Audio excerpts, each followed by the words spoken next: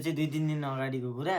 2-3 दिन अगाडि चाहिँ मलाई त्यो होलसेलर दाइले आएर ट्याक्क झ्याप्प झ्याप्प उठाइराख्ने होलसेलर दाइले एउटा किन्न आएको। एउटा किन्न आउँदाखेरि अनि मलाई कल गर्यो। ट्याक्क म थिइनँ नि त पसलमा। अनि ऊ कल्याणले समय थियो। मलाई कल गरेर ट्याक्क कल्याणमा पनि सक भएछ क्या। मलाई त्यो यो दाइले त यति मात्र पैसा दिनु लागेको छ, के हो यो तैँले यतिमा पनि भनेको र यतिमा डिल गरेको हो र भन्नु मलाई। अनि थेट होइन कहाँ यतिमा डिल गर्नु, खोइ म बोलौँ कलमा भनेर भने। यसरी कलमा बोल्छु त भाइ मैले अस्ति त त्यो त्यतिमा लगेको, यो त यतिमा आयो होला त भनेर भन्छ। कबाडीको रेट भन्यो के अब ल।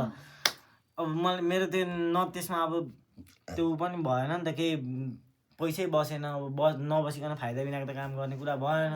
अनि मैले कहाँ दाइ कबाडीको रेटमा, त्यो कबाडी हो र मैले त्यो कबाडीको रेटमा काम गर्छ भनेर त्यसरी नै भनिदिएँ दाइलाई मजाले नै।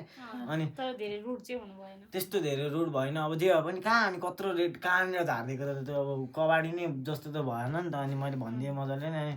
ल भाइ ठिकै छ, त्यसो भए नदिने तिमीले भनेर सोध्यो मलाई। नदिने दाइ भने अर्कोचोटि पनि नदिने तिमीले भनेर नदिने दाइ, दिने भए त तपाईँलाई भनिहाल्थ्यो नि भने। अनि ल ठिक छ भनेर कल राख्यो। त्यो दाइ त्यत्तिकै गएछ। त्यो फोटो त्यहीँ थियो। त्यहीँको त्यहीँ भयो। 2देखि 3 दिन भयो होला त्यहाँ। अनि 3 दिनपछि ट्याक्क क्लोजिङ असार मसान्तको टाइम भएछ। क्लोजिङको टाइम आएछ। मलाई उता पार्टीबाट कल आयो। ट्याक्क कल उठाएँ मैले। कल उठाएपछि ल भाइ आज त क्लोजिङ रहेछ, अब पैसा सैसा मिलाउनु पर्छ भन्नु। अब यस्तो असारे महिना यताउति पानी परेको मजाले काम नचलेको त्यतिखेर चाहिँ अब यो टाइम चाहिँ क्लोजिङभन्दा अगाडिको टाइम चाहिँ कस्तो रहेछ भने सब बिजनेस गर्नेहरूको प्रायःको काम नचल्ने सुक्खा टाइम रहेछ। त्यो टाइममा चाहिँ सब मान्छेले पैसा बचाएर त्यो टाइममा खाँदै बस्ने समय रहेछ है। जता कुरा गर्छु त्यतै भन्छ मेरो त कामै चलेको छैन, मेरो त कामै चलेको छैन। यो टाइम त कामै चल्दैन भाइ, सधैँ यस्तै हो, बसेर खाने हो, तिमीले बचाएको पैसा भन्छ। अब आफूले त पैसै बचाइन, पैसा नभएछ सब पैसा गयो, त्यही अलिअलि खुत्रुकेमा राखेको भयो। ठ्याक्क त्यही दिन कल आयो। ल अब आज चाहिँ मिलाउनै पर्छ, यति चाहिँ के कति छ अब सब हामीले क्लियर गर्नुपर्छ आजसम्मको चाहिँ असार मसान्तको क्लोजिङको टाइम भयो, देखाउने टाइम भयो भनेर। ल अन्त के गर्ने भनेर दिमाग खराब भएर टेन्सन भइरहेको थियो। अनि टेन्सन भएर एकछिन फोनमा कुरा गरेर भित्र गएर सोफामा बसेको 10देखि 15 मिनट पनि भएको थिएन, 10 मिनट जति भएको थियो होला। ठ्याक्क एउटा बाबाजी आयो, कालो कपडा लगाएर क्या। कालै कपडा थियो सर्लक्कै। अनि त्यो टोक्रो हुँदैन यस्तो टोक्रो बोकेको थियो, अगोरी बाबा जस्तो टाइपको थियो क्या। अब मैले त त्यस्तो जादु सादु देखेको थिइनँ नि त। ट्याक्क यस्तो बोकिराखेको आयो। अनि सुन न, अनि दान दियो बाबाको कुछ दान दियो होइन। अब यसो हेरेँ अलिक भिआइपी नै बाबा होला जस्तो लाग्यो। अनि 5 रुपियाँ 10 रुपियाँ दिउँ कि जस्तो लागेको थियो। यसरी झिकेर 30 रुपियाँ दिएँ मैले। 30 रुपियाँ नै 30 रुपियाँ भनेर धेरै होइन, 30 रुपियाँ दिएँ। अनि मलाई सङ्गम बसेको थियो साइडमा, सङ्गमले यिनीहरू यस्तै हो जादु सादु के गर्छ के नगरे भनेको थियो मलाई भन्न त सुरुमा। मैले त अहिलेसम्म भोगेको थिइनँ नि त, थाहै भएन मलाई केही। अनि 30 रुपियाँ दिएँ। अनि बाबाको एक पन्नी दिएँ, बाबा तेरेको प्रसाद देगा भन्यो क्या मलाई, यसरी नै भन्यो। अनि मलाई सङ्गमले नदिएन पठाइदिएन भन्यो। अनि छैन जा भनेर भने। अर्कोचोटि नि बाबा तेरेको धन थोडी माग रहा है, प्रसाद देगा एक पन्नी दे भन्यो फेरि। पेपर के कागज दे भन्यो क्या। अनि नै चाहिए बाबा जाऊ आप छोड दो भनेर भने। 3 चोटिसम्म त भने, 4 चोटिको चोटि पनि फेरि त्यसले भन्यो बाबा को पन्नी दे, तेरे को थोड़ी मैं पैसा मांग रहा हूँ, धन मांग रहा हूँ तेरा, बाबा को पन्नी दे, आशीर्वाद देगा तेरे को बाबा, प्रसाद देगा तेरे को बाबा, तेरे को अच्छा होगा भन्यो। अब होला नि त भनेर ब्यागबाट चेन खोलेर मजाले कपी झिकेर च्यातेर अनि यसले पन्नी बाबा भनेन, यतिकै दिएँ मैले होइन। दिएँ, त्यसले पन्नी लियो, एकछिन यस्तो गर्यो। अनि त्यसको यो झोलाबाट यस्तरी चामल झिको थियो अरे।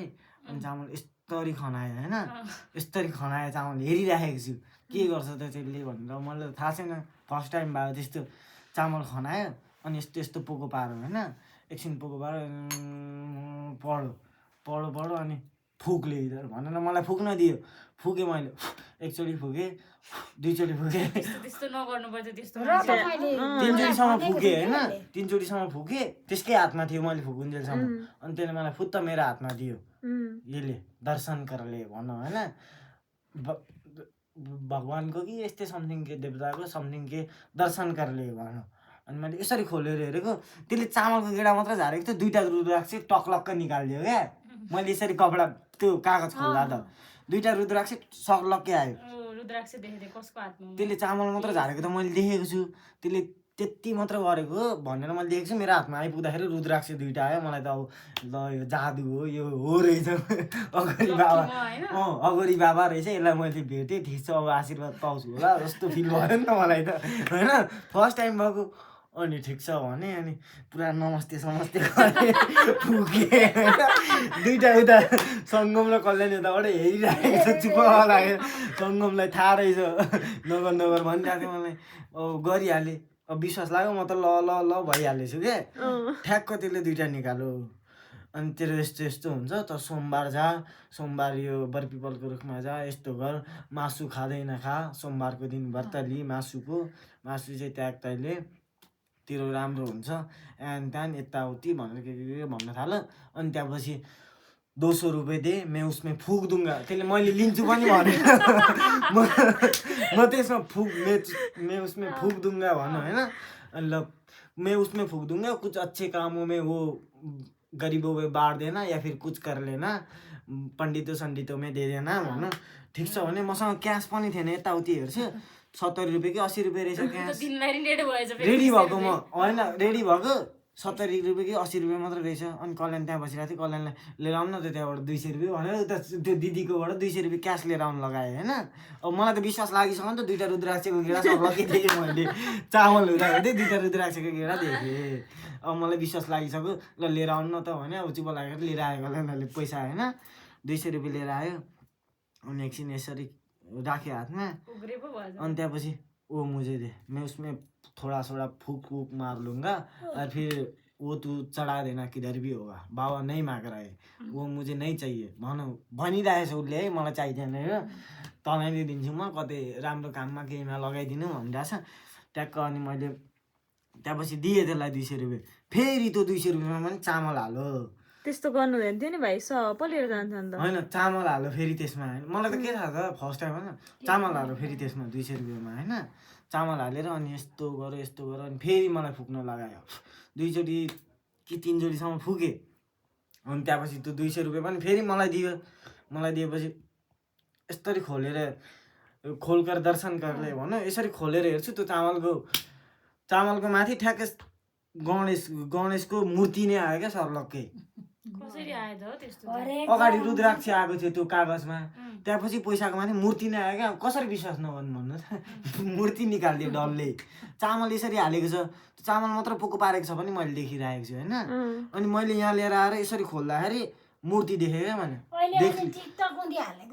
देख लिया ना तूने भन हाँ बाबाजी भन्ने म त उसकै तालमा लागिसकेको थिएँ क्या म सँग हेरिरहेको छ हाँ बाबाजी हाँ गुरुजी भनिरहेको छु क्या मलाई पुरै त्यसले तँ जस्तो बनाइदिइसक्यो क्या मलाई ठिस बनाइदियो क्या अब म त कसरी विश्वास नगर्नु मूर्ति थिएँ दर्शन कर ले उसे दर्शन कर ले बाबा ने बोला दर्शन कर ले भन दर्शन गरेँ 1-2चोटि अनि त्यहाँपछि यताउति के भन त्यसले मलाई अगाडि पनि भनिरहेको थियो त्यहाँ मैले फ्रेम राखेको थिएँ त्यही बाबाजीको त्यो नगाएको वाला फ्रेम त्यहीँ राखिरहेको थिएँ त्यसले मलाई छिरेपछि अलिक बेर पछि पनि भनिरहेको थियो बाबाजी ने वो सपने में देखा था मैंने उसे सपने में देखा था वो बाबा को मैंने सपने में देखा था भनिरहेको थियो मलाई त के थाहा था अब त्यसले माग्न खोजेको भनेर मतलबै थिएन हो भनिदिएँ अब त्यो मजाले सुनेकै थिइनँ लास्टमा अब बोल्दै हाँ तू खुश है भनौँ हाँ बाबाजी मैं बहुत खुश हूँ मैं खुश हूँ बनाइदियो क्या मलाई हाँ बाबाजी मैं खुश हूँ तू दुख तो नहीं है तू दुख तो नहीं है हाँ ना तू दुख तो नहीं है भन नहीं बाबाजी मैं दुख नहीं हूँ मैं एकदम खुश हूँ माने बाबाजी ने वो सपने में देखा था वो तू अगर दुख नहीं है तो हाँ तू अगर दुख नहीं है तो वो मुझे दे दे हाँ बाबाजी क्यों दुख नहीं हूँ मैं खुश सच में तू खुश है सच में बोल यसरी नै भन्नु के साइको बनाइदिनु क्यों सच में तू खुश है हाँ बाबाजी मैं खुश हूँ वो चाहिए आपको भन्ने मैले हाँ वो बाबाजी ने सपने में देखा था वो दे दे मुझे ल्याएर यसरी तानेर दिए अनि फेरि लियो पक्रियो पनि हैन त्यसले तू दुख तो नहीं है, सच में दुख तो नहीं है भने। साई बाबाको थियो होइन साई बाबा त्यो दाढीवाला बाबा थियो, पहेँलो कपडा लगाएको दाढी बाबाको थियो। साई बाबा होइन मैले कतिचोटि हालेको छु त्यो राम्रै बाबा हो, शान्तिको बाबा राम्रै बाबा हो, राम्रो अब त्यसले सक्रामा देखेको हो न। अब त्यो बेलामा भनिदिइसकेको मलाई होइन। अनि तू सच में दुख तो नहीं है, तू खुश होइन, तू खुश होइन भन। बाबाजी भने त्यसलाई सरकै दिएँ मैले होइन। त्यहाँपछि अब मैले त्यो 200 रुपियाँ जुन 200 रुपियाँमा मूर्ति थियो नि, त्यो मूर्ति चाहिँ मैले राख्छु, म त्यसलाई माग्छु भनेर सोचिरहेको थिएँ। मैले दिमागमा त सोचिरहेको थिएँ। पछि फेरि त्यसले एकछिन खेलाएर मलाई खेला के कुरा गर्ने त्यो। अनि फ्रेम पक्रिसकेपछि बाबाजी मुक्तिनाथ जाने वाले है, परसों बाबाजी मुक्तिनाथ जाने वाले है, यात्रा में बाबाजी को खाना पीना चाहिए होगा, ये 200 रुपये तू देगा, तू खुश है बोलो क्या तेरी तू खुश है एउटा क्यानभास 200 रुपैयाँ 30 रुपैयाँ तू खुश है भन्नु। हाँ बाबाजी आपको चाहिए तो खुश हूँ मैं भने। 200 रुपैयाँ सच में तू दुख तो नहीं है, मैं दूसरा बार आऊंगा, तेरा अच्छा होगा, कुछ ज्यादा अच्छा होगा तब मैं आऊंगा, तू खुश तो है ना, तू दुख तो नहीं है भन। 3 चोटिसम्म भन। उठे लट्ठे बनाइदिन्छ हाँ बाबा मैं खुश हूँ, हाँ बाबा मैं खुश हूँ भने। खुसी हुँदै हुँदै 200 रुपियाँ लिएर गयो त्यसले, त्यत्तिकै अनि खुस भयो। अनि त्यहाँपछि मैले यो कुरा चाहिँ यो बाबाजी चाहिँ फेक, त्यतिखेरसम्म मैले मस्त अन्धविश्वास गरिरहेको थिएँ। म सोमबार पनि व्रत लिन्छु ह्यान त्यान भनिरहेको थिएँ।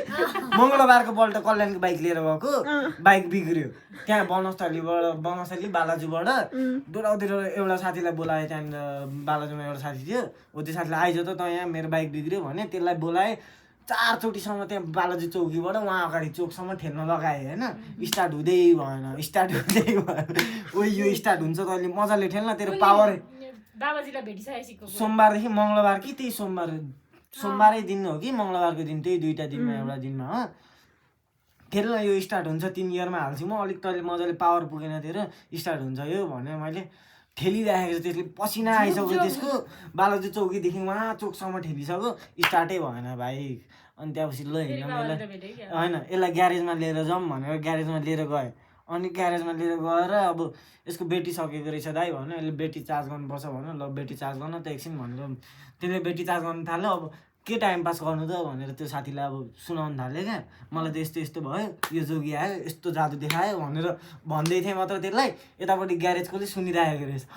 दाइ यस्तै भएको मेरो साथीलाई मैले रुद्राक्ष मात्र 2टा रुद्राक्ष निकाल्नु मात्र भनेको थिएँ होइन। अनि त्यहाँपछि तपाईँले पैसा दिनुभयो, त्यहाँ मूर्ति निकाल्यो होइन, कलेजको मूर्ति निकाल्यो भन्छ। म त साइको भयो। अनि त्यहाँपछि मासु पनि खाँदिनँ, केही खाँदिनँ, अब यो गर्छु, अब राम्रै हुन्छ होला मेरो भनेर कस्तो मजाले सोचेको होइन मैले। त्यहाँपछि त त्यसको बाजे त्यस्तै भएको दाइ मूर्ति मैले भेटेको भन। त्यो रुद्राक्ष त्यहीँ राखिदिएको छु मैले, घर राखेको घरमा चलाएकै छु, दिमाग खराब। त्यस्तो लट्टा पारिदिँदो रहेछ क्या साइको। म त हो कि क्या हो जस्तो लाग्दैन नि त। अब रुद्राक्ष मूर्ति चक्रकै निकालिदिएपछि हो यस्तो मान्छे आयो भने के गर्ने। एक पढाइदिने पढिदे बाबा तेरे को प्रसाद देगा भन्ने पढाइदिने। 5 रुपैयाँ दियो भने प्रसाद दिएर मैले हड्दै आएको के टाउको साम्छ यसो गर्दै